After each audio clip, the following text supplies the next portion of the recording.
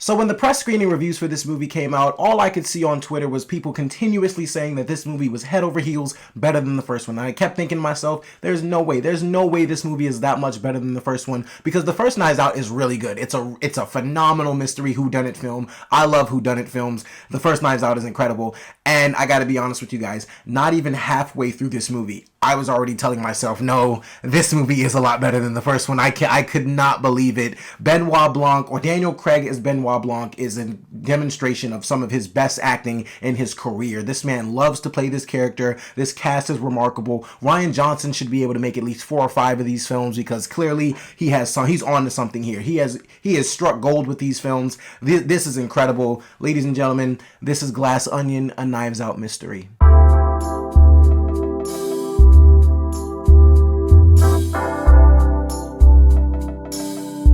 Hey guys, it's your guy in the chair here, and look, this is my review for Glass Onion, a Knives Out mystery starring Daniel Craig, Jessica Henwick, Kathryn Hahn, Kate Hudson, Ed Norton, Leslie Odom Jr., Janelle Monáe, Madeline Klein, Dave Bautista, and was directed by Rian Johnson. And yes, I had to say the entire cast because they are a very pivotal part to this mystery film, or this whodunit film, however you want to categorize it. But look, our plot is following Daniel Craig as the famous detective Benoit Blanc, once again being invited to this private island by this Jeff Bezos type character played by Ed Norton. And basically he's been invited to this big murder mystery party, to where after a while there actually is a murder mystery to be solved, and Benoit Blanc has to put his detective skills to the test, and he has to find out who done it. That's the best way I can describe this plot, because there is a lot more that kind of goes into it, but of course that is a part of the whole mystery of this entire film. And look, I'm just going to put it out here plainly.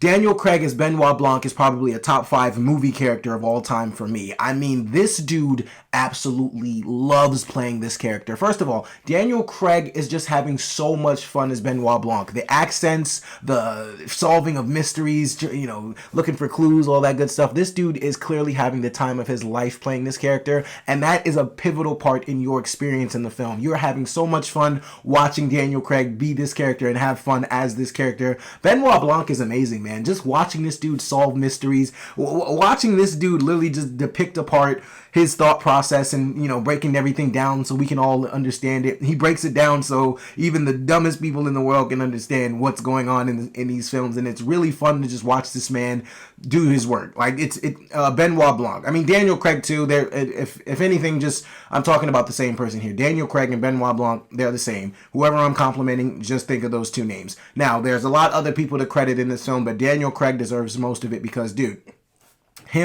he's backpacking this film. I mean, to a sense, the ensemble cast is absolutely incredible. And like I said, I really enjoyed the first cast of Knives Out, like Ana de Armas, Chris Evans, Michael Shannon, I'm missing her name. What's our Scream Queen, Jamie Lee Curtis, our Scream Queen. How could I forget? No, the first cast was phenomenal. I really enjoyed the first Knives Out, but this cast here, they just brought a whole nother dynamic to make this film feel fresh. And honestly, when they announced that they were making a Knives Out sequel, I wasn't sure if they were honestly going to be able to keep the film feeling fresh and not recycled material. This does not copy anything that the first film did, other than the fact that it's a whodunit film. That's the only thing they're bringing to the table in this one, and Daniel Craig is here. That's the only thing that they recycle from the first film. Other than that, they do everything they can to make this film feel brand new, to make sure the mystery is very hard to figure out, because the entire time, look, I guessed at least 3 or 4 people, and I didn't get any of them right. I didn't get the culprit right at all. This movie throws you in so many different directions. It makes sure that it's keeping the mystery fun and intriguing for the audience, and that's something I really got to appreciate. Look, before I get to Rian Johnson, who's honestly the biggest star possibly of this entire film, the director. Look, the ensemble cast. I'm going to start with Janelle Monáe. Incredible. Janelle Monáe absolutely killed this role. I'm not going to get into details of what they do with her character, but it's so complex. It's so amazing. And Janelle Monáe just absolutely killed it. From the moment she stepped on screen, she was a dominating presence. It was incredible to watch Janelle Monáe. I had a lot of fun with these characters. Kathryn Hahn, Leslie Odom Jr., incredible as well. Kate Hudson, I will say her character was kind of annoying at first, because she's a big ditz. She's adult. She's very dumb. And I honestly thought that was going to make for her character to be very annoying throughout the film, but I actually got used to it, and she's actually really funny, and Kate Hudson's really sweet, so it's not so bad. Dave Bautista, he's weird. His character's pretty weird, but I mean, he's a funny dude, man. Dave Bautista, always enjoy watching him in these films. And look, like I said, the entire ensemble cast itself, Ed Norton, all of these characters, man, they bring such new life to this franchise. And honestly, like I said, Rian Johnson really has an opportunity to where he can make at least 4 or 5 of these films. Like, if he can keep the entire mystery just fresh with all these different ensemble cast, he can make as many of these as he wants, because these are highly entertaining films, man. Oh my gosh, I love, like, literally from the moment that this thing starts, you are grabbed right into the middle of this entire mystery. Honestly, it's a credit to Rian Johnson as well. Like, I'm going to give him his whole credit in a second. But it's a credit to Rian Johnson's directing to make you feel, as the audience member, right in the middle of the mystery. You feel like you are a part of this thing. You're trying to figure it out with everybody else. And it's crazy because it feels like an interactive experience. I got people in the theater trying to figure stuff out. We're all trying to put the pieces to the puzzle together. We can't figure stuff out. I got old ladies next to me like acting so confused. They don't know what's going on. But it was so much fun, man. Like, this movie just really feels, it feels like none other. It feels like an interactive experience where you are literally taken through the mystery with these people. And then every time Benoit Blanc has to stop for a second, reveal the next clue, or however we're moving forward through this mystery, you are locked into everything that man is saying. Like I said, Daniel Craig,